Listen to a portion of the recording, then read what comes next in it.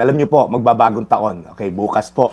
At may mga bagay na, alam niyo yon, magandang dali natin sa susunod na taon, mga magagandang habits, mga magagandang kaugalian, discipline na na-develop na natin. This year, magandang dalin yan. Pero may mga bagay din tayo na, please lang po, huwag na nating dalin sa susunod na taon. Sabi po sa Hebreo 12:1, kaya talikuran na natin ang kasalanang pumipigil sa atin at alisin ang anumang hadlang sa pagtakbo natin. Buong tiyaga tayong magpatuloy sa takbuhing itinakda ng Diyos para sa atin. Pag tinignan niyo po yung simpleng verse na to, may mga bagay po na dapat talikuran, may mga bagay na dapat harapin. Kasi po, meron daw race marked out for us. Meron daw po tinadhana, may tinalaga ang Diyos na dapat nating takbuhin. Okay? So, una, alamin natin yung nagpapabigat sa atin. Let us throw off everything that hinders, sabi po sa English. Ano? Yung po mga bigat na yan, minsan, mga distractions, unhealthy attachment, hindi naman kadalasang kasalanan yan. Ano? Mga wrong priorities, toxic na friendship. May mga kaibigan ka nagdadala sa'yo sa masamang lugar o masamang kaugalian. Overcommitment. Ang dami mo kinukommit pero limited yung resources mo. Hindi maaaring kasalanan yan pero it slows you down. Pangalawa po, let go of what entangles your heart. Tanggalin din daw po natin, i-let go na natin yung mga bagay na talagang yung puso natin nakakalason. Tulad ng mga shame, cycles of failure, alam mo yun, lagi kang merong anxiety, takot. Yung mga bagay na yan po, okay, nahahadlangan po niyan yung paglago ng ating future.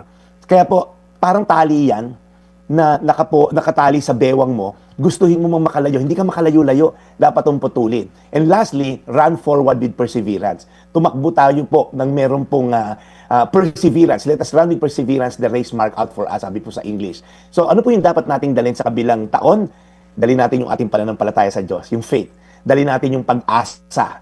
Dalhin natin yung God's promises. Dalhin natin yung obedience and surrender to Christ Himself. Alam niyo po, lahat po tayo ay merong maiksing panahon lang para takbuhin itong race na to that is marked out for us. When King David died, sabi po, and David died and he did the will of God in his life and his body decayed. One day po, itong katawan na to, maagnas. One day, itong katawan na to, mag-overtake yung,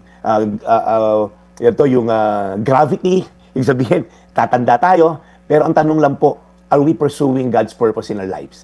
Or ang dami nating dalang mabibigat na hindi tayo move on, and we're still living in the past. Kaya again, gusto ko po kayong i-remind as we enter New Year po tomorrow, sana po, yung mga bagay na nakabigat, nakatali tayo sa nakaraan, huwag na natin yung bitbitin at andalin natin ang mga pag-asa at pananampalataya sa Diyos. Hebreo 12:1, kaya talikuran na natin ang kasalanang pumipigil sa atin at alisin ang anumang hadlang sa pagtakbo natin.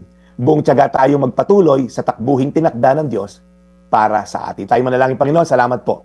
2025 may be challenging, personal, as a nation as well. Pero alam namin, Lord, the fact na kami ngayon ay buhay at lumalaban, binigyan mo kami, Lord, ng panibagong pagkakataon para isa pamuhay ang dapat namin isa pamuhay next year.